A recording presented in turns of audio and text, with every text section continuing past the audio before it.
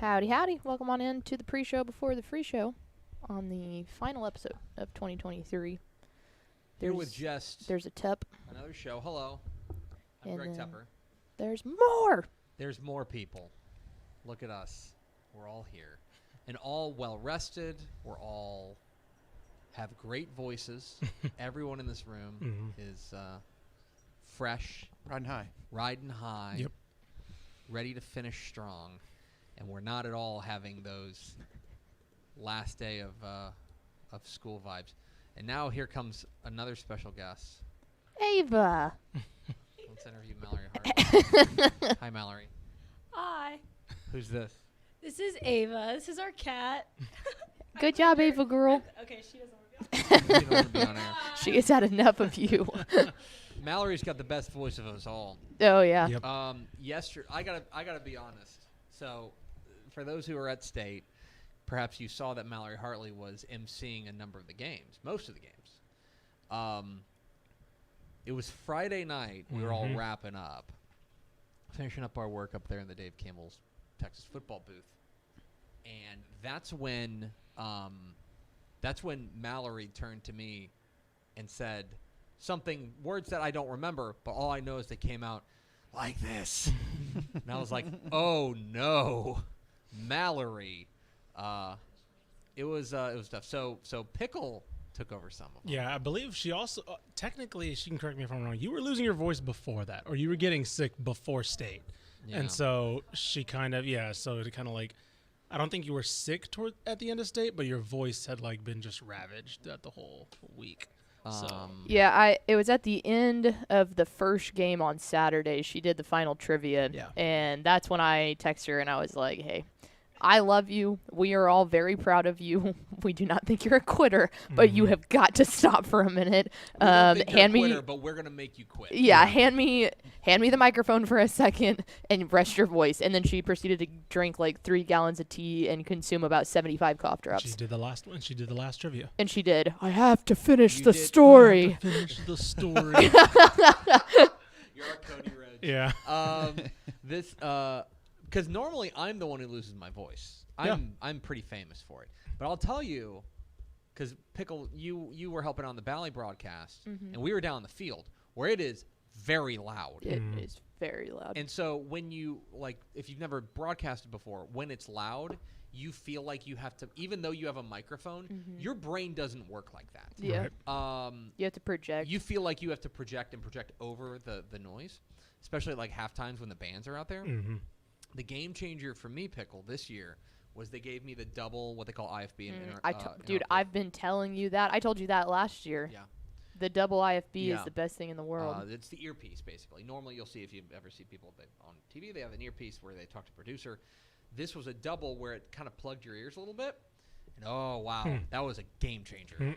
See, I don't ever think that it's and like y'all will get this too. I don't ever think it's the being in the booth or the being down on the field. For me, it's like the side conversation. If you talk to too many people throughout the time, whether that's in the press box or the whatever, you don't realize how loud you're talking. I don't know, because my voice is pretty good. I was about to say, I haven't lost my voice. Personally, haven't lost my voice. So it might actually be like the extra talking that you guys do, because you guys probably have to do the talking on set and do because I did all the crowd and stuff. I did plus all the extra. I did all the instant reactions with Step, and like neither me nor Step were like so You guys were okay. Yeah, no. Maybe you guys just have that dog in you. Plus, y'all have to get really hyped for they have to get really hyped for the kick. Yeah. And the crowd stuff. Right. I mean, you're having by the way, y'all killed it. Yeah. Thank you. Mallory, you couldn't hear that, but Mallory said, "Thank you." The rasp is real, but we're back. We're back from state. We've got one last show for the year, and it's a big one, which is why we brought in a big crew. Hit the theme, Expo. Pickle. Hit the Eric sign.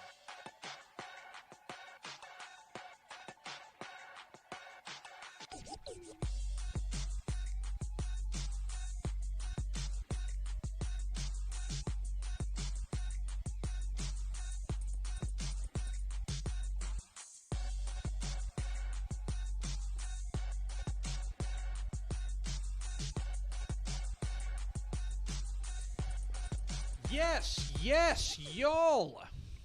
From the Dave Campbell's Texas Football Mothership here in beautiful Lewisville, Texas, it's Texas Football Today.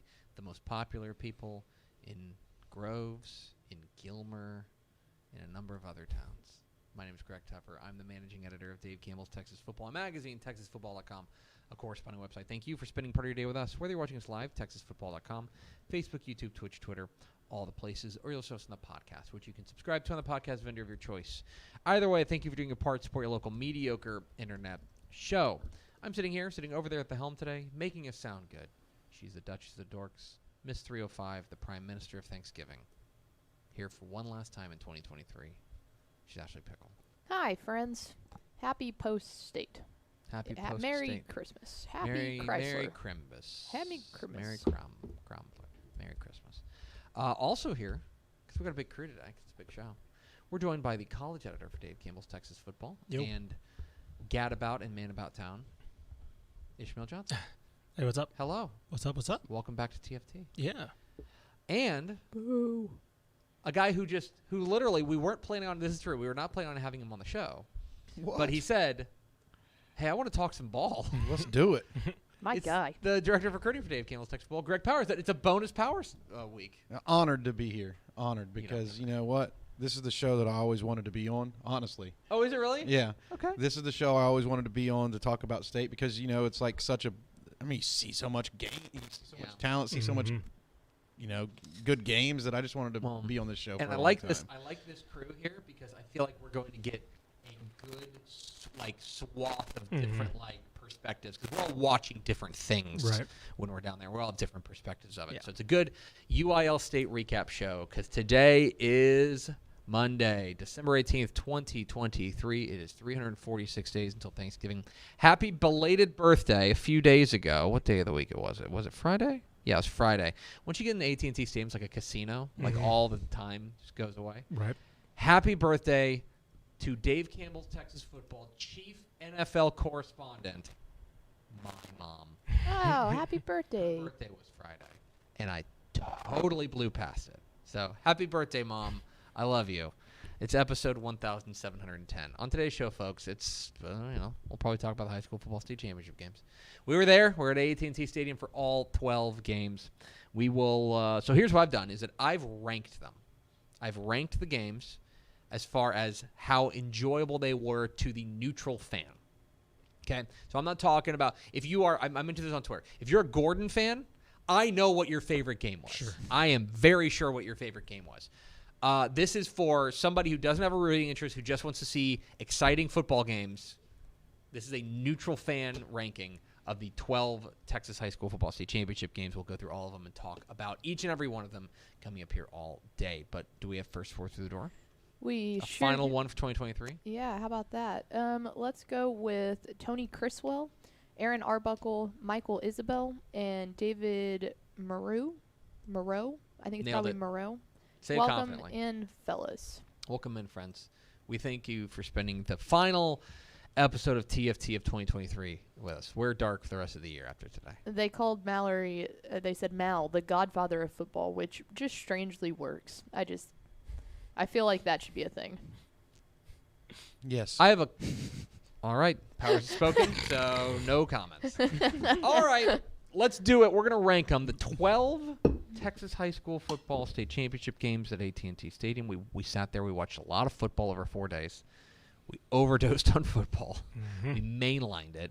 And it was a fun weekend. It always is a fun weekend there. More than 200,000 people there at AT&T Stadium in Arlington over 4 days.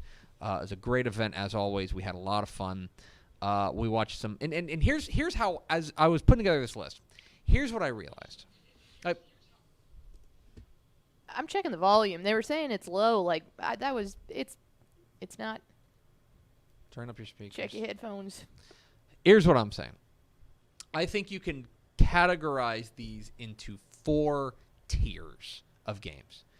You have mismatches. I think there were 2 of them. You have blowouts. I think there were, I need to look at my list, but I think there were 3 of them. 3 of them. Blowouts, yeah, 3 of them. Okay, yeah. Then you had, like, decisive games where there was a clear winner. There were a handful of those. And then I think there were 3 bangers. Does that feel about right? Off the top of my head, yes. Yeah. Off the top of my head. Because, yes, there's a difference between a blowout and a decisive game. Yeah. Right. Well, here, I'll Some of them were spoil good. some of it. Some of them were good in the first half, and then it got bad. I'll spoil some of it, okay? Duncanville North Shore was not a blowout, It was decisive. but it was a decisive game, Yes. right? Mm-hmm. That's what I'm saying. yes. Does that Say make sense? that. And then for the recruiting guy, it was a banger. it was a banger. There you go for you. Yeah, so we all have different strokes for different folks. Because you guys haven't seen my rankings, and I'm Right. interested to see how you guys think of this. So we'll start. And by the way, thanks to our friends at Valley Sports Southwest, we're going to have some clips for each of the games. We will start with number 12. Now for the 48 on 3rd down and 10. Bailey going to go deep again and wide open again. Down the sideline, Siegelman, another touchdown. DJ Bailey and the DeSoto receivers are finding gaping holes in the Summer Creek secondary. That one goes for 52 yards and a touchdown. I think this might have been a little bit of a bust in the back end here for Summer Creek. There's not anyone really within 10 yards of the receiver, and he's just trying to make up the ground there. That's Colin Irving trying to catch up to him, but he's just too far beyond. Singleton again gets behind this defense from Summer Creek and puts more points on the board. DeSoto 74, Summer Creek 14 in the 6A Division II state championship game. We saved the biggest blowout for last. Yeah. This was a demolition. Yeah. Like the mismatches of mismatches. Right. That's when I say mismatch. Yeah. This game was over 1 minute and 49 seconds into the ball game when DeSoto was up 15-0. Yeah. And it was not like a fluky 15-0. No, it was decisive score, Yeah. turnover, decisive score. Yep. And it's like, oh, this is one-way traffic. Yeah. It was this. It proved that DeSoto was probably by far the best team, regardless of division, in 6A. It's so funny because I'll just zoom out because DeSoto rings up. Let me see if I can find total yards. They had 553 yards total offense. They outgained them 553 to 156.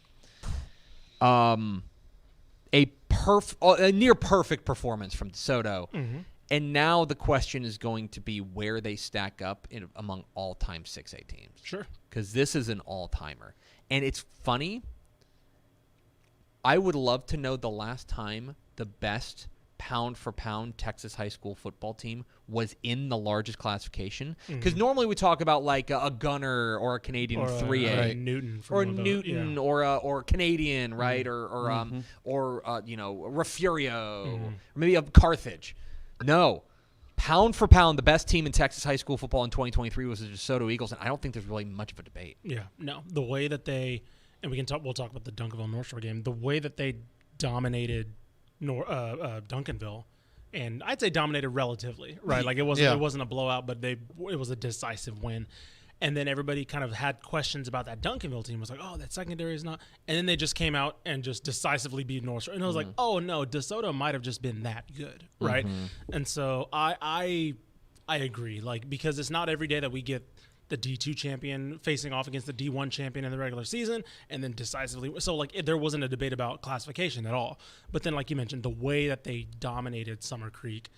It puts that all into perspective. It's like, okay, well, scaled down to 3 or whatever. Like, yeah, nobody else handled their schedule, handled their opponent the way that DeSoto did all seasons. So, yeah, pound for pound, one of the best teams I think we've ever seen. And it's crazy a year after Jonte Cook leaves. Yeah, Right? This is the better. think about the guys who aren't on this. This is a team. better team than last year, and they lost a Texas wide receiver who's going to be starting next year probably. Dalen Singleton stepped right in there, but I just want to take a moment to appreciate DJ Bailey. Yep. 89 touchdowns to 4 interceptions over the past 2 seasons. 13 of 16, 241, and an easy 13 of 16 in this game. What I would consider playing against the stiffest competition, not only – I think it's the best district. Yeah. Probably. They just won the 2 state championships. Yeah. and they beat the teams from the second best district. So that's 32 games, 4 INTs. That's crazy. 32 games, 4 INTs. That's an amazing stat line for DJ Bailey, who's going to Sam Houston, by the way. Tip of the cap, DJ Bailey. You don't get the credit you deserve pretty much anywhere. But he is a 3-star on DCTF, so I'll take a little bit of a victory there. But I'm telling you, if he's 2 inches taller, yeah, like everyone's after him. Well, and the other side of this, to talk about Summer Creek a little bit too, we were up in the booth during the second half of the game, and we were talking with Gavin Moritz and Trevor Bullard, two guys that are probably more familiar with 21-6A than almost anyone, and really any of the competition down in the Houston area, which was likely going to be the competition coming out of that side of the bracket. And it's crazy because Summer Creek, pound for pound, is probably better than any other. Like, Summer Creek would be favored in any other game on that side of the bracket, and I feel like that just shows the disparity of how much different, like how different it was with DeSoto. They're just a different. They're just a different beast. Because Summer Creek looked like a junior high team out there. Yep. Straight up, they did, I'm and telling they're you, not. They're not. They're good. So they're good. That's a good ball club. Yeah. That's a good ball club. It snowballed on them. And it, like, everything that could go wrong went wrong. Sure. For them, but that is a credit to Claude Mathis and that DeSoto ball club. And Keelan Abrams. Jeez, you know what? His dude. stat line wasn't incredible. He won defensive MVP, but his pressure changed that game. over like that the place. quarterback just had no time to operate, and his wheels were always constantly turning because Keelan Abrams' first step was, that dude could get after it. Yep. Anyway, that's how we ended it. That's number 12. Let's move on. Number 11.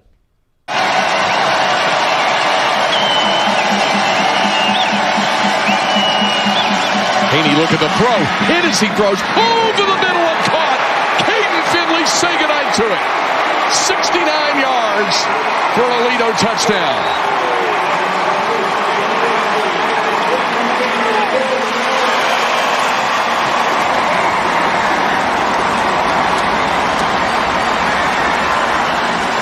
Well, Caden Finley does a vertical route here. He's got two deep safeties. Watch both safeties go far outside. And you got the middle linebacker way deep there, but he comes outside to inside right in front of the free safety, PK Moeller, and unable to make any contact there. Contact there after. Aledo 51, Smithson Valley 8 in the 5A Division I state championship game, the Friday night game there. This would be the other game I would categorize as a mismatch. I'll say this. Smithson Valley came out and landed some punches. It was They came out swinging. It was Carthage Gilmer 2020 all over again, basically. But I will tell you, and I think all of us had the same thought. The first 8 minutes of that game could not have gone broken any better for Smithson Valley. Like, they got to stop. They got a score. Yeah, turnover. They got a safety. And they came away from a perfect first 8 minutes. 8 points. Up 8-0. And I think all of us looked at each other and go, that's bad news. Field goal, safety, field goal. And they had 2 possessions inside the 10. And, it was still a 1-score game. And I remember we had the discussion. One of the discussions we had in the booth a lot was like, throughout the week was like the go for 2, go for it on 4th discussion, things like that. I was like, oh, do you go for 2? Things like that. Everybody in the booth was like, yeah, no, they're fine. They don't need to go for 2. Like, it was like they were down. It was like, oh, they were down 8-0. They scored. Does the leader need to? It's like, no, because they're just going to score again. It felt like the Tyson fight, like where the guy comes out in the first round and Tyson doesn't knock him out. Right. Yeah. Yeah. It's like, oh, he's hanging around. Oh, never mind. Never mind. Oh, no, it's over. Yeah. Yeah. Because then they were down 8-0. And then Aledo scored the last, let me check my notes here, 51 points. Yeah. It was, and give credit to Smithson Valley defense early. They had some answers. And Aledo did start slow. With that said, once they got revved up and once they figured out what was going to work, which was a lot of Hoss Haney and a lot of Hawk Patrick Daniels, it was Jover. Yeah, they didn't even have their best running back. I was about to say, game. Racine Gilroy didn't play. There was some questions about whether Hoss Haney was healthy in the playoffs and all that, and it was like, it didn't matter. No. It's fine. Something that I feel like goes overlooked on that team, too, is having 2 D1 corners. That's a great point. Right? Because Freddie DuBose, I thought Freddie DuBose, they need to get him involved in it, and he had an okay game, and especially early. They tried like end arounds. Yeah. They tried a bunch of screens. They tried to really get him involved, and they because he was their game breaker, right? Yeah. He's their best offensive, most dynamic offensive weapon, and after a couple of early catches, he was pretty much silenced. Yep. Well, and I think the Lions deserve a lot of credit, too. That's Yeah. a big Smithson Valley team. Like, if there's one part where there might be a different mismatch, it would be at the Lions. And Alito's speed just crushed him off the edge. Yeah, no doubt about it. And when you have those corners like Chris Johnson and Jaden Allen, everybody thinks about pass coverage with these guys, but really you can't get outside because they're great tacklers, physical players, and that's really like an added advantage. I think not a lot of teams get to boast something as special as that, a guy going to Arizona State, a guy going to Arkansas. So I think those guys played really well in that game as well, and just kind of they took over, and you got Hosseini. Yeah, that dude rocks. He's incredible. He's just fun to watch. Good. He's fun. You have to go away and play. He's fun to watch. Like DJ Bailey's fun to watch, Right. and Hoss Haney is fun to watch. And once he gets going, like in the open field, I mean, you see the track in him. Like you're like, oh yeah, like you're a track star. I thought Davon Keys, Yes. Also another man, he's incredible. Yeah, he's another one that's kind of fun to watch, and you just forget about how long he's been. Like he's been around a long time, right? He's been playing in state championship games under the bright lights for a long time, and then walked away with defensive MVP. So he wins defensive MVP. He's going to play in the All-American Bowl, and he's going to begin his career at LSU. He's an early enrollee. State championship number 12 for Alito, under the third different head coach. Titletown. Yep. I mean, the Lives up to it. the undisputed Texas high school football program of record. Yep. That's it. Sorry, go argue with someone else. They have 12 titles. It's a remarkable run, and Robbie Jones did. I saw Steve Wood on the sideline, and I chatted with him for a bit, and we talked about it, and he agreed. He's like, it's not easy to step in that chair. Like I think people think, oh, you just like you step in and you take the controls of the Ferrari and like, oh, you go. It's like, no, there's a lot of work that goes into it. And Robbie Jones did an unbelievable job with them this year, and deserving wire to wire number 1 at 5A Division I. It's dominant, absolutely dominant. That kind of I think moves us out of mismatch town. Okay. And now we're moving into blowout town. Number 10. The 10. To the ground. To Grayson Jeffrey, trying to get the corner, and he can throw it back downfield and picked. Here goes Riley Reed. What a first half of this sophomore.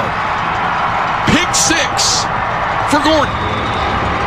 Again, no need to throw that ball, take the loss, and he just kind of panicked and threw it up. And the speed, he stepped in front of the receiver and took it the distance.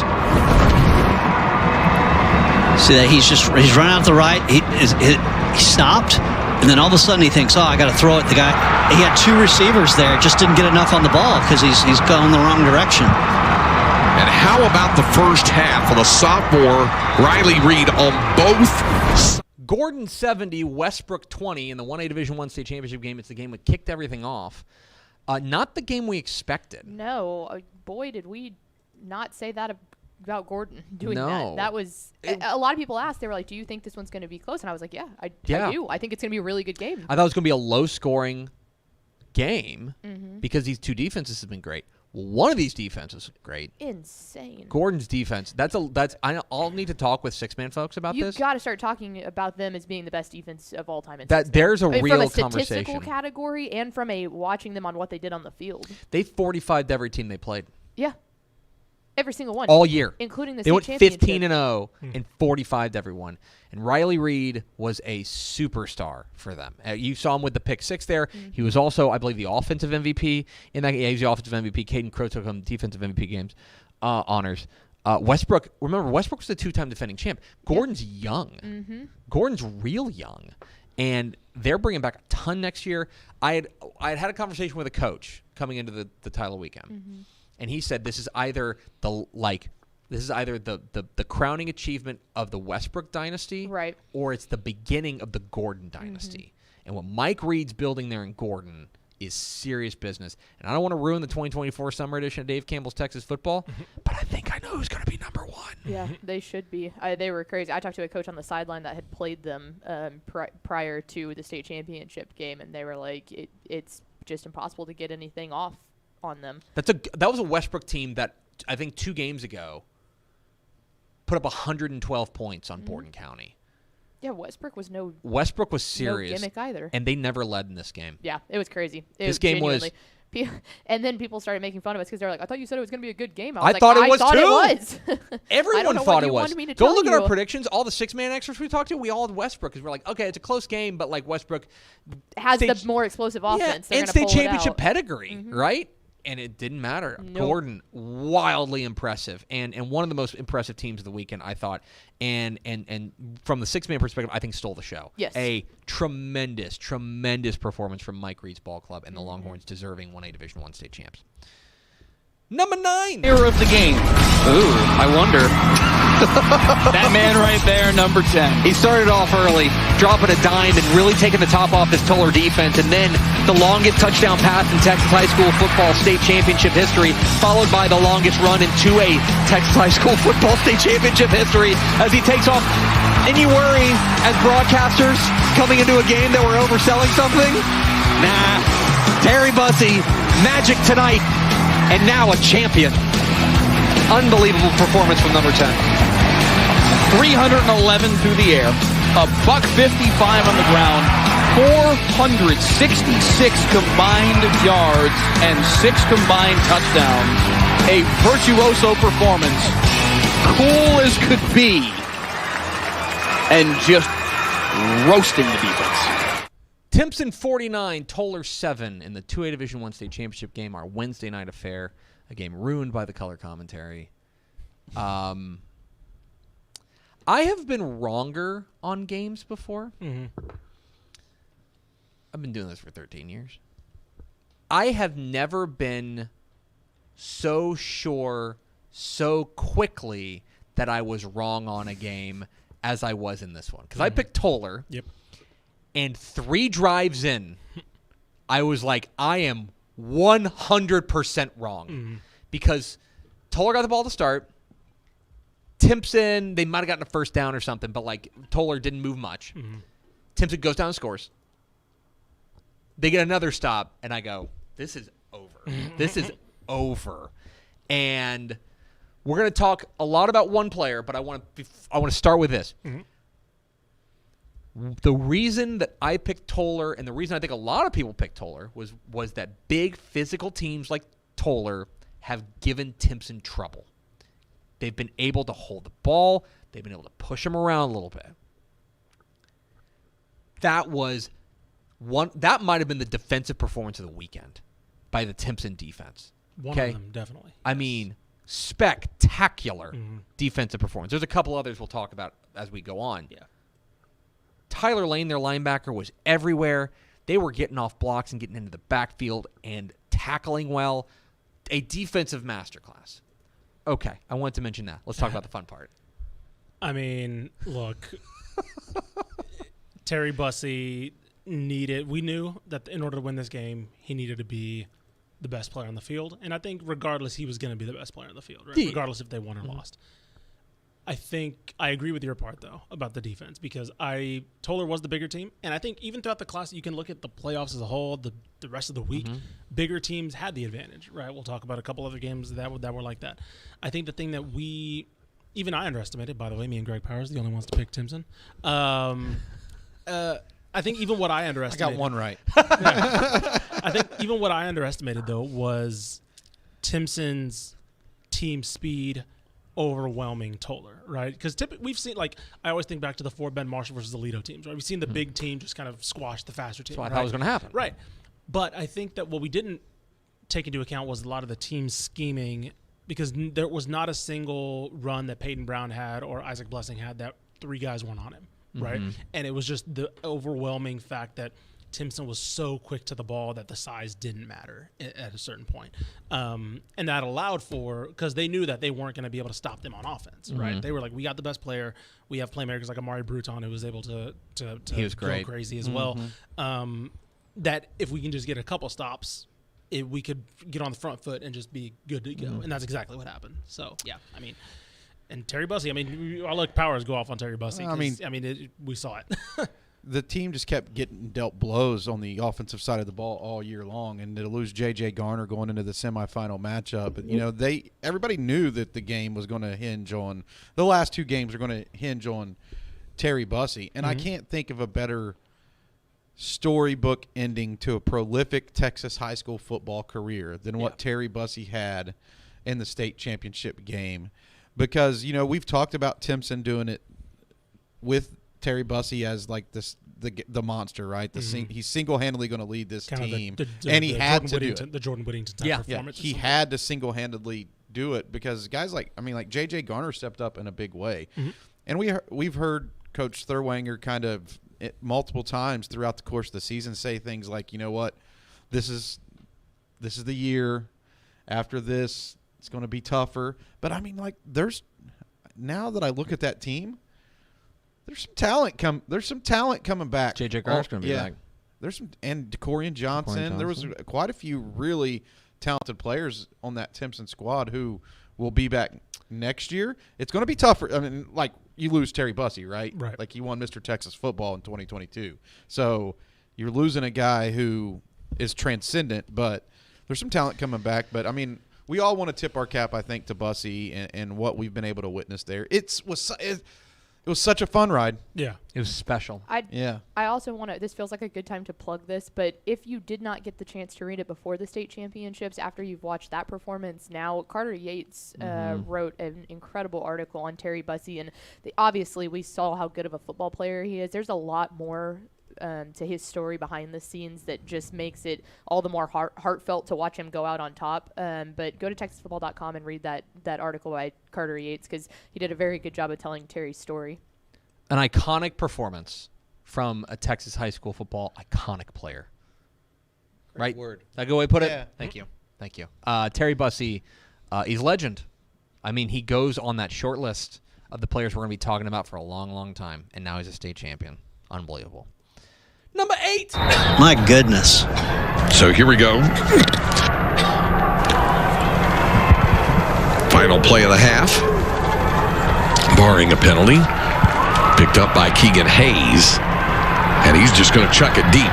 Downfield. There's Rigdon. How did he get open? And Rigdon down the sidelines, a score on the final play of the half. How did that guy get that open? That's amazing. And his own teammates level him. But that's just unreal. Just a complete failure on the defense. Look at here's look, the bobble snap. Keegan, and that left-handed throw just tosses it up. Does he stay in bounds as you look to the side? Yep, sure does. Yeah. Benjamin 82, Oglesby 34 in the 1A Division II state championship game. Bless you. The other 6-man state championship game. We had it reversed in that this ended up being the better game. And for the first quarter, 12 minutes of the game, first quarter and almost a half, Oglesby went toe-to-toe. They did. With Benjamin. They went toe-to-toe. And Kyler Fawcett, who's also a junior, by the way, coming back. Dude, he's a dude. He's a dude. That's a capital D dude. He's a playmaker for Oglesby. But in the end, Grayson Rigdon, he is inevitable. Did Grayson Rigdon? Grayson Rigdon is inevitable. He had a hand in 10 total touchdowns. That play right before the half is such a backbreaker. The interception? Or the touchdown? No, that touchdown. The touchdown. He also had an interception. The interception was insane. I was in the back of the end zone for that one. That was crazy. But yeah, the touchdown was insane. So this game, at 8:42 left in the second quarter, so we played 11 minutes of the game. It's 28-28. Oglesby pulls even. Benjamin scores the next 4 touchdowns. Oglesby scores with 2 seconds left before the half. And then Benjamin does that. Yep. Right before the half. And by the way, gets the opening kickoff and goes down. And from there, it's over. And Grayson Rigdon is now a 3-time state champion. He's a 4-time state championship game MVP. He is we'll need to see how things go.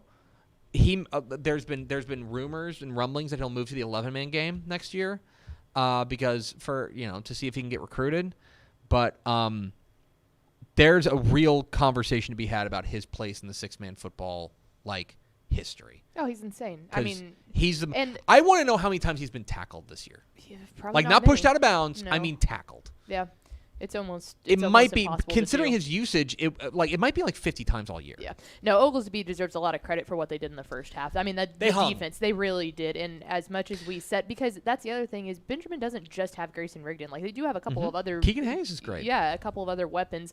And they really neutralized Rigdon as best as anyone probably has all year.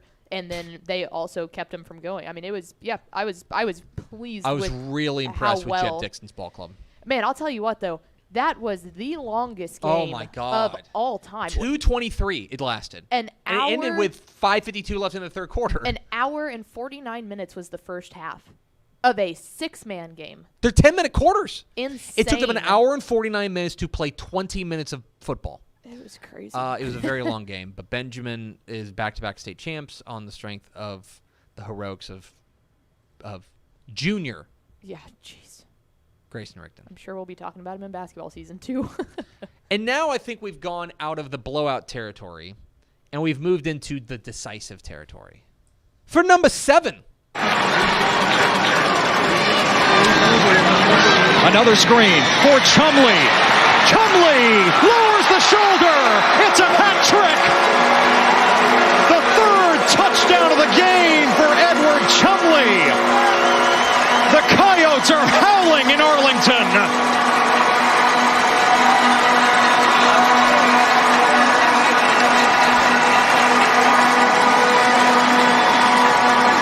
Ted, that was the same play that they had run just before. Did you see DeAndre? And a 26, Chapel Hill 0 in the 4A Division I state championship game, the first game on Friday. It is. I mentioned this on the air on Bally. We need to take a step back and consider the idea that Anna is a state champion. Anna. Mm-hmm. A couple of years ago, that would be inconceivable. Yeah. Because, like, Anna, I mean this in a very nice way, Anna's been pretty average program for the course of their entire life. Like, their entire existence. Every once in a while, they'll spring up and have, like, a regional 9-3 year or something like that. But, like, that's every once in a while. Go look at the history of Anna football, and it's, quite frankly, pretty mid. Right. You know what I mean? They're just another program.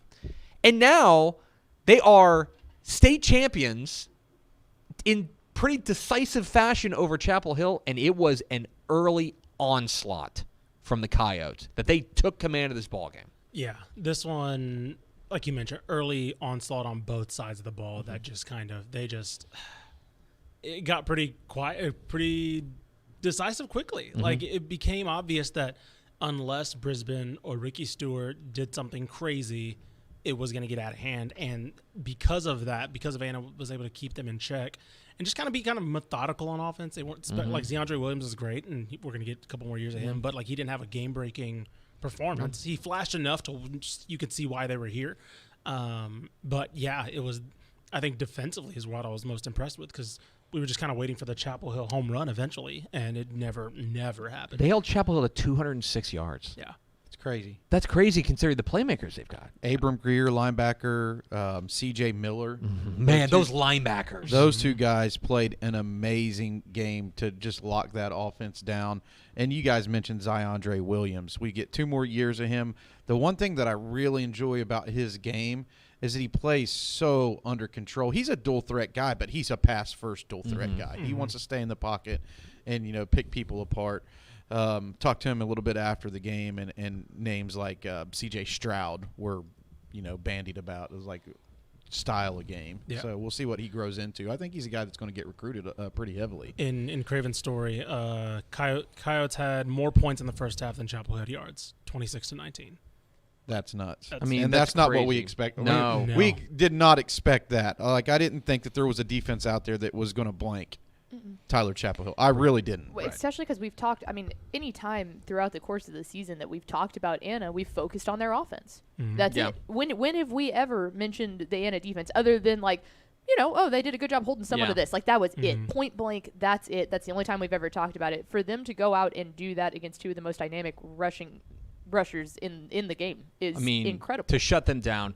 And it got Like, they killed the will of Chapel Hill. Yeah. Early on. Instantly. Defensively, and then they scored enough and made enough plays. Edward Chumley, I don't know if we mentioned his name yet, the running back for Anna. 3 touchdowns. He was great. He was great for them, and the real heartbeat of their offense. Their offense only put up 260 yards of total offense, but like it's interesting. They went in a half at 26-0. That was the final score.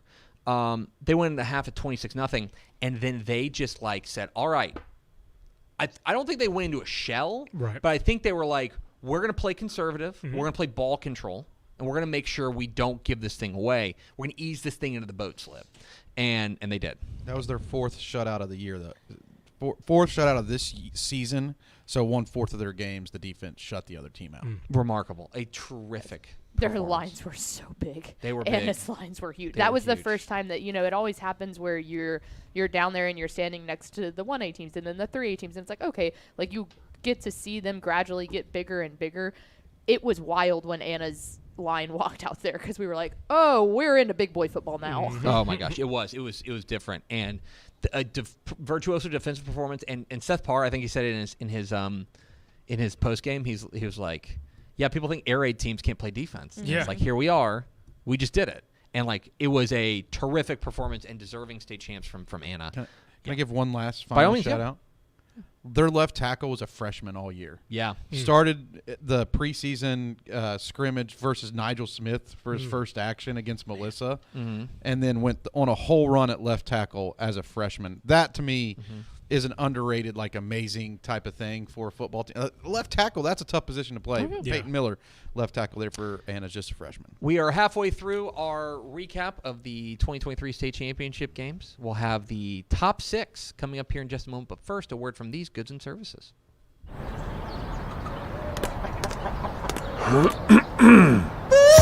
feel like bustin' loose, bustin' loose. Come on, get on up. Oh yeah, get on up. Bustin' loose when you wanna sing. Bustin' loose, baby, do your thing. Talking about bustin' loose, yeah. Hi, I'm Jennifer Potter, Executive Director of Be Well Texas. Too many people are struggling alone these days, and alcohol and drug deaths are increasing. We started Be Well Texas to offer high-quality, science-based addiction treatment and recovery services anywhere, even at home. We provide compassionate, caring support virtually or in person. In many cases, there is no cost for treatment if you don't have insurance. Really. Welcome to Be Well Texas. We're glad you're here. Wing is the largest residential drone delivery provider in the world, delivering to your home in less than 30 minutes. Order using an app just like other popular delivery services, and Wing's automated drone takes care of the rest.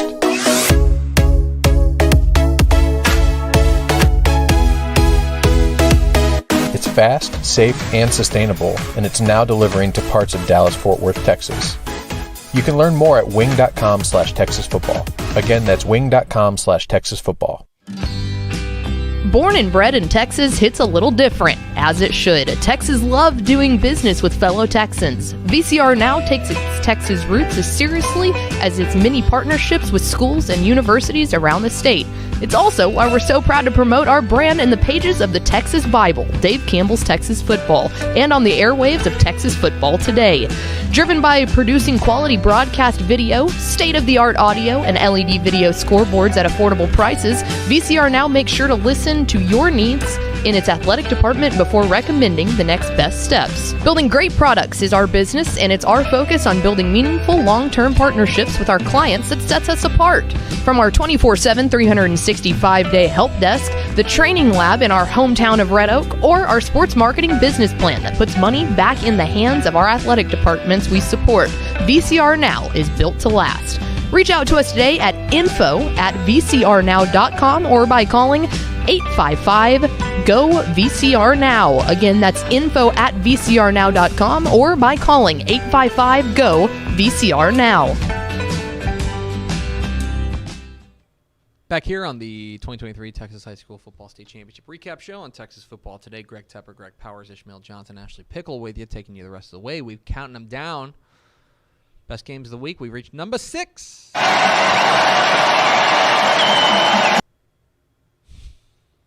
1 6A in both cases. Duncanville back to work. And breaking free is Durham. Durham shook off one tackle. Now it's a foot race. The 40, 30, he'll win the race. Caden Durham, 92 yards for the Panther touchdown. There's a flag on the field at the 15-yard line, Craig. Way back upfield. Duncanville 49, North Shore 33 in the 6A Division I state championship game. Act 5 of this rivalry.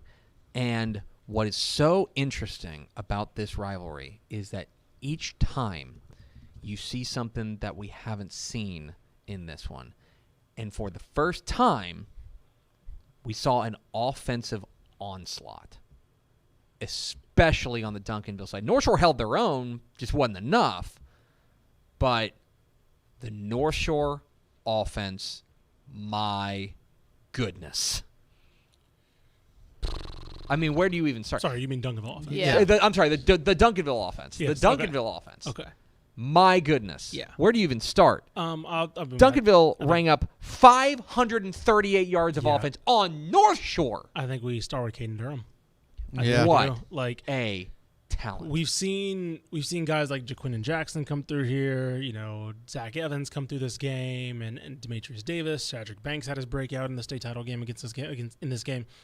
But like, I don't know if we've seen someone set themselves apart as that much.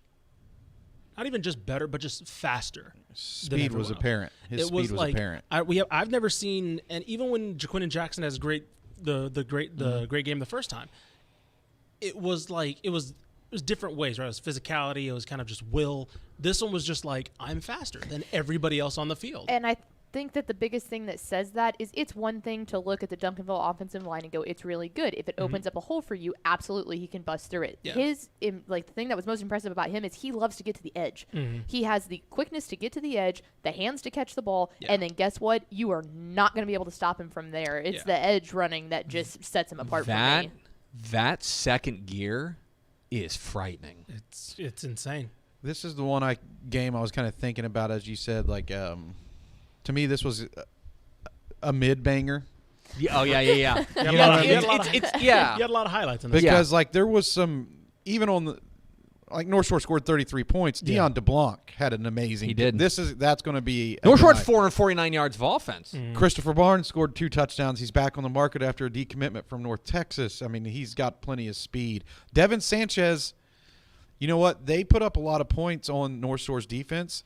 And they threw to Devin Sanchez's side of the field to the slot receiver, but they did not test Devin Sanchez. DeCorian Moore was lined up in the slot quite a bit because they knew that everybody was looking forward to the DeCorian Moore versus Devin Sanchez. We got to see it sometimes. We got to see it a little bit, but the one I'm thinking of in particular was the big pass over the middle was him in the slot. Yeah. And it was like credit to Peterman and kind of like moving his best player around, saying like, yeah, we know we're going to give some people what they want, or we're going to test them a little bit, but yeah, sure, we're just going to line up our best player in the best possible positions. Which, by the way, Keelan Russell deserves a lot of credit for the game that he had, too, because it's going to be overshadowed because of what Caden Durham did in the beginning part of the game. He's rattled off the 3 touchdowns, and then it was like, okay, well, this one seems over, and people, I felt like, stopped paying attention to how unbelievable Keelan Russell was in the passing game. Yeah. That one, the post route to Moore. Yeah, insane. I mean, he dropped a dime. That was probably the most gorgeous pass that we saw all week. That's to be honest. That's a Sunday throw. Ooh, DJ Bailey might have something. There's a debate. Now we're getting into debate territory. Right. But Keelan Russell, fantastic. Poised, under control. I mean, poised is a great word. Yeah, I mean, just really plays calm. Never gets rattled. He was just letting it rip for fun too. That was the best part. Here's how good he is. He got Reggie Samples to throw the ball a ton. Yeah, there you go. The ball, baby. Ask anybody who's seen these Duncanville teams. 20 passes in a state championship game. Yeah, that's unheard of if you're a Duncanville team under Reggie Samples. And like I thought, I was the only person on the staff to pick North Shore, and I did so because I thought that they were going to be able to score on Duncanville, and I was right. I think it's important that people hear that I was right. What I didn't see coming was them having no answers defensively. Because that's been a great defense. The thing that's been consistent for them has been their defense. Their offense has kind of come and gone. I thought that the matchup offensively actually worked out okay for North Shore. But they got down in a hole that they couldn't got in a call hole, and the other thing is that they just carved them up. And by the way, Colin Simmons, defensive MVP. Alex January. I mean, they couldn't run the ball. Those This was defensive all. back, the secondary This was really all good. Caleb Bailey. Like Caleb Bailey was their entire offense. DeAndre Hardiman only had averaged 3.9 yards. Caleb Bailey was 21 of 27. It's great. 251 yards, 3 tutties. I think every single person agreed because there's some of this in the comment, and I heard people saying it all week too. I would have loved to see Duncanville DeSoto Part 2. Like that would have been the matchup that would have been insane. It's now obvious in hindsight that loss to DeSoto woke them up. Yes. And they changed some things. Maybe it was just like a refocusing thing, but from there they have been a wrecking machine. And they went out there and got the most dominant win in that series. One more moment to appreciate Caden Durham, because his emergence within that offense, I think, is what the difference maker was for them, not only this year but last year. They had a speed element in the backfield that they had never possessed before. He changed that offense. It wasn't just a pound and ground type of offense or ground and pound. It actually was turned from that to prolific. It was remarkable. And North Shore and Duncanville now stands at 3-2. I was North Shore's real young, by the way. So here I was going to say Duncanville's running backs coach Jalen Nelson. He put on Twitter the two-peat. Let me see. I can get exactly right. I think he said the two-peat was cool and all, but we're here to level the score, basically. And actually, Coach Sample said that in his press conference after the game, that he had an eye on trying to even the score too. So I think that you can say that Coach Samp might be coming back for a little bit more. I think he's at least back for one more year. He said that was it, though. If he could even the score, that was it. That's what he said. Gets into the top 5. Number 5. And you want to see him trying to impose his will right now. I can foresee them trying to come downhill. 1st and 10, handoff for Hill, and he's got some space. Adam Hill dancing to the outside. Adam Hill with a convoy in front, inside the 20. Adam Hill rumbling down the sideline for 52, and Albany's on the board.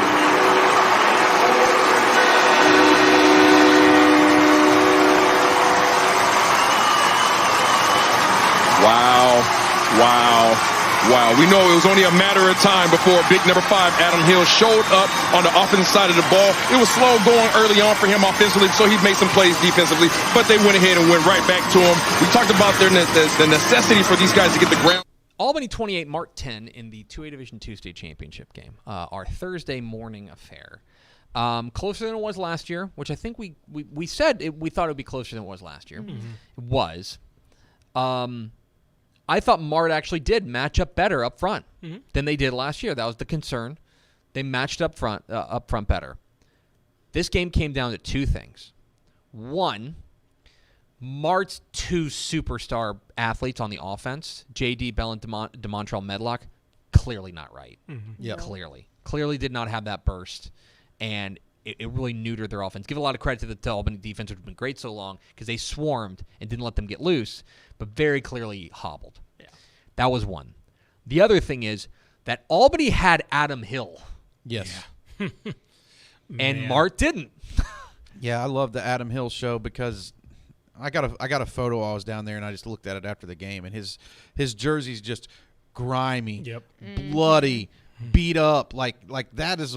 If you have like an MVP, that's what you want him to look like right after the game. Like he left everything out there on the field in his last game, and he kept getting like dinged up and coming back for more. And such a gracious kid too. He was a fun interview, a cool kid to talk to. He's going to go on to Texas Tech after his high school football career, and it's going to be fun to see what he can do in college. It's a classic Joey McGuire offer too, of like, it's very clear he saw him do what he did last year in the state championship game, and it's like, you need to come play for me. Like, you rock. Like, you're a fun player, and I can find something to do with you because you got the tools, and he is a lot of fun to watch. He said schools were trying to flip him, but he said he wasn't listening. Yeah. There you go. I mean, like you said, both ways, just killing it on both sides of the ball. And I was curious, like, could he do it again after last year? And they don't have as many weapons around him. He was really the central figure. It was kind of a breakout-ish performance last year. He was still very much a key part of their team, but this year, and then this game in particular, it just showed like it was kind of the indication that we talked about with Timpson and Toller, right? The size and the physicality just kind of overwhelmed the smaller team. And Mart hung in. Mart's defense hung them in there, and I think they played better defensively, and I thought that matched up better up front, which made for a better game than last year. Yeah. But in the end, again, Adam Hill was the difference maker and came up with big time playmakers and big time plays, and then the Albany defense swarmed and took advantage of a defense that, again, I think was hobbled a little bit coming into this game. So Albany goes back to back. Denny Faith back to back. Number 4. Dangerous play. He got flagged for it. So it goes back to the 32-yard line. Second down and 25. And Overman to the air. Pass caught. Taking off. Here goes Lindbergh. Cannon Lindbergh says, block one guy for me. He did. Touchdown Gunner. Dylan Tokars had the block. Lindbergh pointed it out, and then he finished it. A 68-yard catch and run for the score on 2nd and 25. Wow. Take a high-precision pass right there on play action. Nice little curl route. Puts it on the spot. Makes one-man miss. Takes it across the formation. Now, all of a sudden, you're directing traffic, telling your man who to block because you trust in your speed. Great play call. Great execution. Gunner 30, Tidehaven 14 in the 3A Division II state championship game. Yes? We're sitting up there in the booth. I'm standing next to Ish, and we watched that play happen, and we lost it. I said, look at the block. He's calling the block. Unbelievable on that play alone. Him calling the block after going from one sideline to the other was awesome. That's Dave Campbell's Texas football's own. Yeah. That Cannon Lindbergh. We're claiming him. Cannon He's ours. Yes. Cannon freaking Lindbergh. Yeah. Yes. Freaking Lindbergh. Correct. Cannon F. Lindbergh. And it was a similar style to when me and Pickle saw them against Canadian, where they had the game more or less in control, and they just needed kind of one extra gear, and then they just remembered they had. They just remembered they had Cannon Lindbergh, and he came out he had like the play. most insane catch ever, and then this one was just like hey, go get him real fast. All right. All right. No, it rocked. I know. Agreed. No. I'm going to push back a little bit. Incorrect. Tidehaven drug Gunner into the mud. They made them play their game for about 3 quarters. Yeah, until that play, basically. Literally. It was 17-14 at that point. And Joseph Dodds had a couple of long touchdown he had a great touchdown catch and a long touchdown run. And Tidehaven's defense was up to the challenge. Tidehaven took away a lot of Gunner's base stuff and made them get a little exotic. Yeah. I'll say this. That was a gettable Gunner team. I thought Tidehaven was going to win the game. At the beginning of the game, I thought there's just no answer for Joseph Dodds, right? Like this is Gunner's worst nightmare. There is one answer. Well, scoring more points than them? Not giving the ball to Joseph Dodds. Yeah, true. He finished with like 20 carries. Yeah, true. But he's been a workhorse. He had 22 for 168. But when the game, like when it first started, he was like getting his touches. I was like, 100%. This is like a nightmare recipe. I thought they went away from him way too soon. I agree with I thought that. they did too. Yeah. I thought they should have. I think they got behind and the play calling changed a little bit. But yes, I will agree with Powers' point there. But this was a ball game for a long time, which we haven't been able to say about a lot of Gunner games, right? And especially a lot of Gunner state championship games. Remember last year they punted both in the sun. Right. That was a gettable Gunner team that Tidehaven, their defense drug them into a street fight and said, "Nah, like you're gonna have to fight your way through," but they did. Walker Overman was a warrior, tough running. I mean, all 539 pounds of him just out there playing his ball. Try to categorize that meme you had about Walker Overman for the Simpsons where he's jumping through the glass. Oh yeah, it's Ralph Wiggum coming through the glass. He's Darby Allin. Yeah, that's a great. Darby Allin from AEW. He's throwing himself through tables. He is. Well, and then he gets into the end zone and he goes. Like it looked like the little Giants guy, like opposite way up, but it was awesome. But he's a freak. Like you say that, but he's He's awesome. Really He's good. so strong. Yeah. I mean, Man. amazing football player. Every So- hit he takes looks like the hardest hit ever, and he just pops up and it just gets back in the I said huddle. this on TV. Walker Overman is not going to be starting quarterback for the Dallas Cowboys anytime soon. Yeah. No. But you want to talk about a guy who is like as Texas high school football as it gets. Yeah. Right. Walker That's a great Overman way is to that put it. dude. And then the defense, after those long runs, they were able to clamp down and figure some things out and give their offense time to figure it out. Like I said, I think that's about as gettable as Gunner's been all year. But Gunner too much, undefeated, 16-0, state champs, and we have a piece up on TexasFootball.com about whether or not that's the best Gunner team of all time. That's a great Gunner team, and they were that's a deserving back-to-back state champs. Interesting questions for next year for Gunner. I mean, I'm going to see how they replace some of those guys. Yeah. I mean, Lindbergh's gone, and he was such an integral part of them. And then Overman's gone, so I think they'll be okay. yeah, I think they'll be fine. All right, so now we've kind of entered the decisive out of that's kind of the Gunner tight end one is I think the real like the tweener. Okay. Because now we get to the bangers. Number 3. 3rd and 7 for the Tigers. Jones has time. He wings it deep for Hogg, and it's another touchdown. Who? Mike Jones is who? And Malakoff doubles its lead.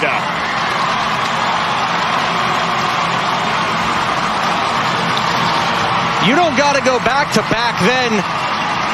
Mike Jones is having it and making it happen right now. Watch the route here. They get single coverage on the outside for Chauncey Hogg. He's going to run the post route and a dime from Mike Jones into the awaiting arms of his favorite target, Chauncey Hogg. Malakoff 14, Franklin 7 in the 3A Division I state championship game. And I just want to point out, this is just something for me only. After I did the Timpson game for Bally on Wednesday night, I had done 4 state championship games for Bally, decided by a combined 142 points. Okay? I was big poison. Okay? I finally got a good one. Malakoff 14, Franklin 7. The Malakoff defense to shut down the slot T like they did. Remarkable. Remarkable. And I want to give a ton of credit. Parker Poteet, the linebacker, was the defensive MVP, but that defensive line did their job. They did their job, which is to hold the blocks and keep your linebackers clean. And that's what you got to do to beat the slot T. And I thought the defensive line was perfect for Malakoff in this one. And really, I felt like Doc Renberg on the edge for Malakoff changed the way that the offense was ran. They tried to avoid him, right? So then they could kind of figure out or decide how to attack that offense a little bit better because they were trying to run in the opposite direction of Doc Renberg for pretty much the entire game. 100%. Yeah, first of all, I get to hear the broadcast, obviously. How many references did you do? Oh, they were up to like 7 by the time the first quarter was done. For those that don't know, Mike Jones, quarterback for Did you see Malakoff. Did you see the graphic that they put up? They had like Tepper's takes. Oh, I did not see the graphic. It was Tepper's take, and it was like, and so they asked me, it's like, hey, what do you want your like keys to the game to be? I was like, keys to the game. And for Malakoff, my key to the game was dial 281-330-8004, and they put it on national television. That's I did fair. it. That's You fair. called that, I think. Was that you that called that he was going to put the phone number? Oh, absolutely. Yeah, that was the lock of the week. Okay, but to be fair, it was awesome hearing Ted Emmerich in like Ted Emmerich's like dulcet tones go, and there's a Swisha T reference. No, he goes. No, he on the. He made the great defensive play or something like that, or he was the offensive MVP, and they announced him as like the offensive MVP, Mike Jones, and he walks out to the game, and Ted Emmerich goes, Mike Jones still tipping, which again in Ted Emmerich's voice is so good. Ted was so here for it. I Ted limited rocks. myself to 2 when I was tweeting out highlights. I limited myself to 2. I think I said American Dream, and then I think I said you can't clone me. Or, you can't clone me or something like that. You went deeper cut. You went. Sure, but I wasn't good because I knew Tepper was going to handle the obvious. Who? Exactly. I knew Tepper was going to handle the obvious. So I was like, you know what? I'll give Mike the Jones. That's who. And I knew we couldn't go punless on the social media. And, and let me tell you, a tough runner. They needed every yard. And those throws to Chauncey Hogg, he can buddy, throw, man. buddy. He can That's throw. the difference between Malakoff last year and Malakoff this year. They couldn't take the top off the defense. They couldn't threaten you deep, which means everyone could load up and stop the run, specifically Brock. Yeah. But Mike Jones was the difference. I agree with that. I mean, I agree 100%. I mean, some of the other guys in the recruiting industry were buzzing about, thinking that he has a chance to be one of those guys that can develop into a D1 player and use this game as like a jumping off point for more recognition. So Mike Jones is a guy who played a really great game. He was terrific, and I was really impressed by the way that he handled himself. But again, it comes back to the defense. Malakoff comes back and gets their first ever state championship. Congratulations to the Tigers and Jamie Driscoll. There's only 2 left. Number 2. Guys on 4th down and 6, handoff, surging for it. Henderson has the first down, and that will do it. The tenacity, the drive of a senior Will Henderson will help deliver a state championship to Gilmer. Wow, what an effort by that young man. And also this offense. They had to win the left side of the line to scrimmage, and they've got it. And then he bounces out and thought they might have had him bottled up, but not going to stop him there. Will Henderson just getting that first down there for that football team and cementing this Gilmer victory today. And here is, I think, an absolutely brilliant move by Alan Metzel. Call a timeout, use his last timeout, let him get the euphoria of the moment out of the way, and then say, fellas, 1 kneel down. That's it. That's all it takes is 1 kneel down to end this game, as you see Will Henderson doing the dirty work to put Gilmer on the doorstep. Now, we talked about this young man and how superlative he is. Fast. 10.28, 100-meter dash, 4A state champion. Gilmer 28, Belleville 26 in the 4A Division II state championship game. And here is a phrase I never thought I would say. The 2023 Gilmer Buckeyes are state champions because their defense played awesome. Yeah.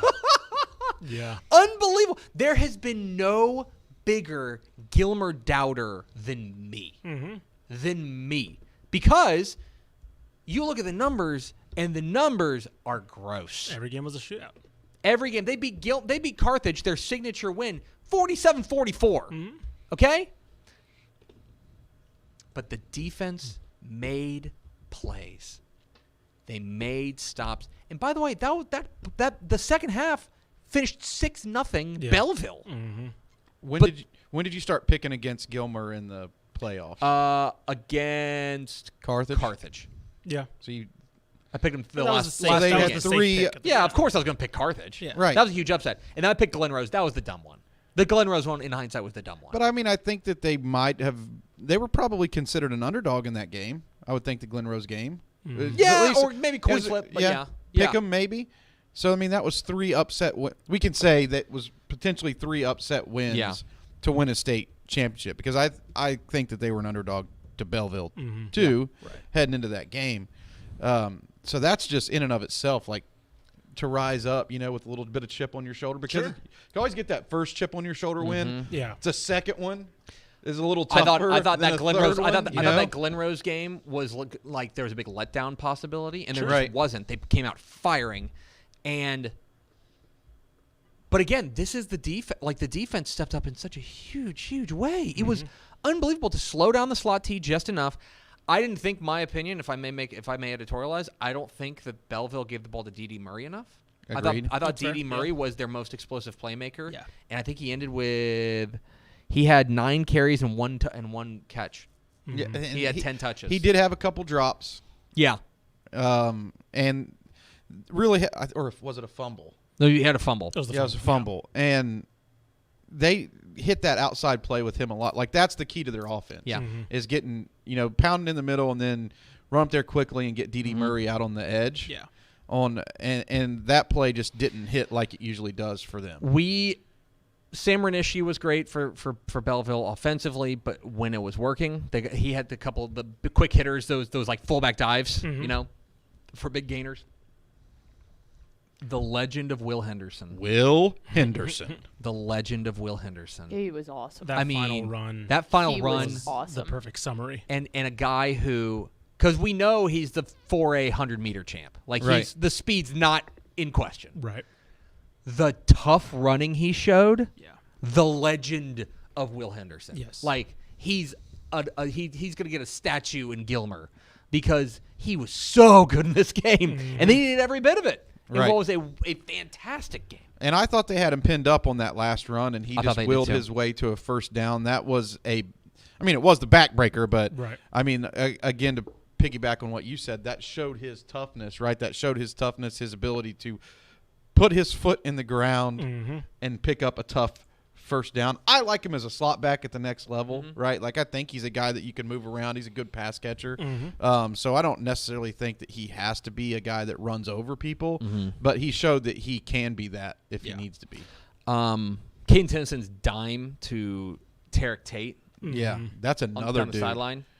Tarek Tate. Oh, yeah, that dude Tarek was Tate was really phenomenal impressive as well. too. 6 catches, 115 yards, and a touchdown.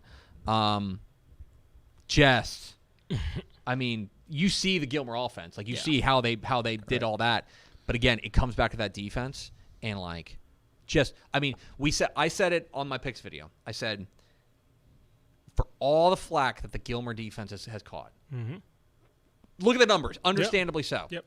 They were 48 great minutes away from nobody ever talking about it again. And ain't nobody ever going to talk about it again because they played 48 great minutes, and especially 24 great minutes that second half. And real fast too, that says a lot about the coaching that Alan Metzel did, because how many times does a Gilmer team out in East Texas see a slot T like that? There's not many teams out in that part of the state that run it. The closest thing and I guess they don't really run it all that much anymore, but like Pleasant Grove. You know what I mean? Pleasant Grove kind of runs that wing T-ish type stuff, but they were operating a much more wide open offense. And so that, by the way, that Pleasant Grove team hung 63 on them. So think about the fact that we hadn't talked about their defense all year because they had been so capable of just completely not showing up almost is what it seemed like, to the coaching that they did in a week span to say, here's the offense you've really never seen. We're going to take it and let's do what we can. And they worked it to perfection. I mean, talk about a heck of a coaching job. That was number 2, which brings us to number 1. Adams back in at quarterback. Shea Adams finds the end zone, and Port Neches Groves has the lead in the state championship.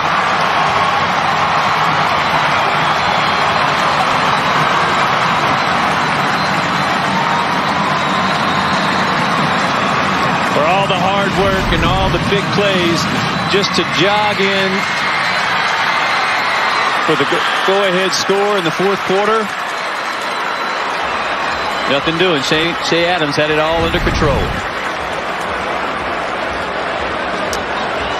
A player who broke his foot in week 3 back in September returned in the first round of the playoffs. Still not 100%. He goes to physical therapy in addition to practicing every single week. Jeff Joseph tries to limit his reps in practice. Port Neches Groves 20, South Oak Cliff 17 for the 5A Division II state championship. Anybody want to claim that's not the game of the weekend? No. Yeah, I'm not. I know that's the game of the weekend. Yeah, for sure. I love that Gilmer Belleville game. Okay. I absolutely love that Gilmer. But I think that this one, I understand that this one was the game of the weekend. Out of personal enjoyment of watching clashes of styles, I enjoyed the Gilmer. That's fair. The Gilmer game. I think those top 2 are top 2. Yes, yeah, I think they're interchangeable. But I understand why this one was the game of the week. This is the most heavily debated game for sure. This is the one everyone's talking about. This is what everyone's talking about. Attention on the game. It was a close game. The crowd was incredible. The crowd was great. Like, I had a ton of fun. 34,000 there. Let's start with this. A coaching masterpiece from Jeff Joseph. Agreed. You want to talk about pushing all the right buttons at the right time. That onside kick. That was the game. When they're down 8 and they kick the field goal. The choice to go for the field goal alone. Yeah, and I don't know if I'd need to talk with him. There's 7:39 left. They're down 8. and he sends Oseguera, their kicker, who's the MVP, by the way, out for a field goal. And I'm thinking, it was 4th and 6. And I'm thinking, you might not see the ball again. Yeah. Right. That's all I'm thinking. Yeah. But I presume in his head, because he's smarter than me, he's thinking, we do this and we do the onside kick. Oh, it it's had a to have combo been, platter. because it's the taco and the enchilada. 3 plays before then, the if you bonus remember, enchilada. it was 4 and 5. It was 4th and 5, and they went for it on that point. They ran 3 more plays, didn't get there. It's 4th and 6. That's when he decided to go for it. That's how you know it was a decision. A coaching masterclass. Yeah. He came up. That's a legendary call. Is the onside When kick. you come out on top, you can't question any coaching calls because in the middle of the moments. Yeah. I was questioning a couple of the calls too because there was a 4th down early in the game where they decided to kick a field goal, and I thought, oh, you can't leave. This isn't the game. You can't win a game with field goals. Can't do it. You can't do it. And to their credit, it all worked out perfectly. And like what you said, it was like a perfect call because they knew what they were going to do after that. And that's something as somebody that watches games and like judges people on what their decision making is that you can't know those things, what the coach is thinking or what they practiced or all that kind of stuff. And a lot of people do debate on that, but you really don't know what like is going on behind the scenes or what's within their thought process. I think this game honestly played out the same as last year. The only difference was this was a younger South Oak Cliff team, or not a more inexperienced South Oak Cliff team, because what was the difference last year? It was Manny Muhammad's pick 6. Yep. It was William Little finding those deep shots whenever he could. They didn't have that this year, right? William Little probably didn't play his best game. P&G, I say that to say this is a compliment to P&G because I thought for 60-70% of last year they're the better team, right? Right. It was just those one They or couldn't two. finish. it was just those 1 or 2 plays from the superstars on. And it on looked South Oak Cliff. yeah. and it looked like it was going to mirror it exactly this year because when Danny Green hit that touchdown run, you were like, oh, it was there just is like, again. all right, here it is. He's just exactly he's the same guy thing. this year that does it for South Yeah. Oak Cliff. Watson as well for South Oak Cliff. I think he had the safety last year against them. So P&G, I think, had played them and bested them for a lot of those games, but it was just those individual moments, right? And defensively, right? Credit to Kyle Ward's defense. Both years, I thought for most of the game were fantastic. The defense was fantastic. The difference was the offense couldn't get over the hump this year, and eventually that came back to bite them. I also want to point out the fact that, like, from a coaching perspective, from a Jeff Joseph perspective, if you remember, they got into the end zone or the red zone 3 different times prior to that field goal, and they didn't score. They didn't come up with any points other than the field goals, and it was like to keep your head up and say, "Hey, this is going to be a low-scoring slugfest," was huge. I thought the P&G defense played great. I thought they played great. Like they allowed basically the one burst from Danny Green there in that second half. I'd like to see time of possession on this game. I don't know exactly. I can see. I think I got it. Time of possession. You're listening to live coverage of Greg Tupper. P&G had it for 29 minutes. Their offensive front, man. Their offensive front was road graders, baby. They're really, really good. Jackson Christian. He's listed at 6'5", 310 pounds, right? I met him after the game, shook his hand. He had a vice grip. Like, you can walk up to guys and, like, sometimes you meet them. 6'5" feels different on some people. This is a giant. At 6'5", he seems 6'8", and his hands, I'm seriously, his hands were this big. He swallowed me up. So strong. The offensive line was great. Isaiah Nguyen, hard charging, tough sledding, and finding a way. He was great. Yeah. Shea Adams came up with big plays at the key moments. They converted 4th downs. Both these games, you're exactly right, Ish. Both these games were won on the margins. Yeah. Right? Last year, South Oak Cliff won in the margins. And this year, P&G won in the margins. And they came up with the plays when they mattered most. And they made plays in all 3 phases. Offense, defense, special teams. They made plays in all 3 phases. All 3 teams that went for 3-peats this year lost. Franklin, Westbrook, South Oak Cliff. All 3 of them. It's hard to win 3 in a row. P&G, that was a coaching masterclass. I thought the game was really well coached on both sides. And what I thought was great, I thought these were 2 very well-disciplined ball clubs. Yeah. I agree with that. I thought this was the reason this is my favorite game of the weekend is that from just two great teams, like playing great ball and measuring it up, doesn't get any better than that. Yeah. I did the press conferences for this game and the Duncanville North Shore game, and I kind of want to call back to doing the Jeff Traylor press conference after they won their final state championship at Gilmer. Jason Todd and Coach Joseph, those seem like college coaches to me. And you know what I mean, like that, like listening to them speak to the media and how they deal with tough things in a loss, or like handling a huge win and how they won the game. Both of those guys, I mean, they're elite. This was a whale of a ball game, and it was my pick for the game of the week. Pickle thinks this game sucked, but I think I basically snoozed through the whole thing. I was like, hey, wake me up at post game. Spectacular ball game. If you're just a football fan, it was fun. You can flip that bad boy on and just soak it in. I will say one gripe with this game. I mean, I'm not going to talk about the call because I do think that there's been more evidence to come out that maybe the call was actually right. I think it's a 50-50 call. Right. I was pretty sure it was a bad call, and now I'm like, maybe not. Yeah, I think it was holding. I was just fixing to say, I think it was the wrong call. I think it was defensive holding and not pass interference. Regardless, it would have been first down. Yeah. Result probably same. The other gripe I had, no disrespect to who actually won defensive MVP, I forgot. But offensive MVP or defensive? Defensive MVP for this game. It should have been. Let me see if I want to get his name right. It should have been Andres Fuentes. Oh, he was fantastic. He was so good. God, 2.5 he was sacks, good. 4 tackles for loss, and I believe the sack forced fumble that almost ended the game right then and there on Sox last drive, put them in a 4th and 26 eventually. He did not win defensive MVP. This is the problem I have with the voting sometimes, is sometimes they just look at who has the most tackles and they give him the MVP. You had a guy with 2.5 sacks in a game that came down to a defensive stop, and I thought and all due respect to Osagara, who was great, their kicker. And he was the rightful. That's the right. That's right. That's the Oh, right you think one. so? Right. Absolutely. I think it was Nguyen. I think they're lost without Isaiah Nguyen. Is my opinion. He didn't have a touchdown. Fair. I get it. He didn't have a touchdown, but like I would have been okay. I would have been okay. I think they with lose that win. game. I would have They been okay absolutely with, lose that game without I Isaiah. would have been okay with win, but it's not hard to kick them. Is this the He set a record. That was the four field goals was yeah. the highest record in 5A state championship history. the most hotly debated MVPs?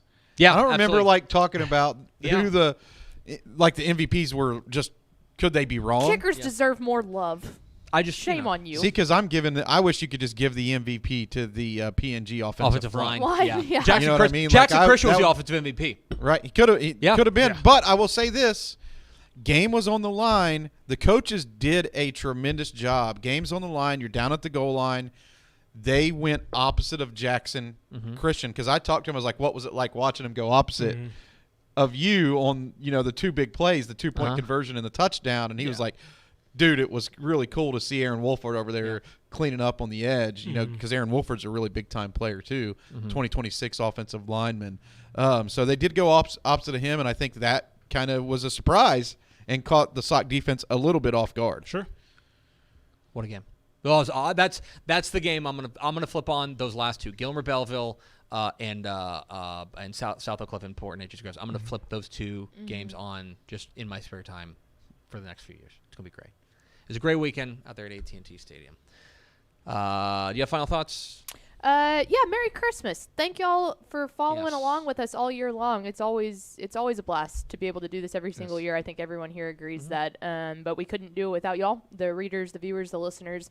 To everyone who watched Dave Campbell's Texas Football Tonight, thank you very much. We really appreciated that, on top of everything else from college to high school and everything. So we appreciate it. We hope y'all have a very Merry Christmas. And we've still got a Texas team in the college football playoffs. So the coverage is not stopped here. National Signing Day show too, ROF. Republic of Football comes on Wednesday at 2 o'clock p.m. We'll have full National Signing Day coverage, so we hope that you'll tune in for that. But other than that, Merry Christmas, Happy Holidays, stay safe, and yeehaw. Have a great time. Merry Christmas. Happy holidays. Happy holidays, folks. Merry Christmas. That's going to do it for us. Thanks for spending a little bit of your day with us. Thanks for spending your year with us. Follow us on Twitter at DCTF. Like us on Facebook, facebook.com/Dave Campbell's. Follow us on Instagram, instagram.com/Dave Campbell's. And, of course, see us at Texas Football. I'm do the fist bump one more time. Yeah. For Ashley Pickle and Greg Powers and Ishmael Johnson, I'm Greg Tepper. Vince Young, please get your Player of the Year trophy. We'll see you in January on 2012. Merry Christmas. 2024 on Texas Football Today.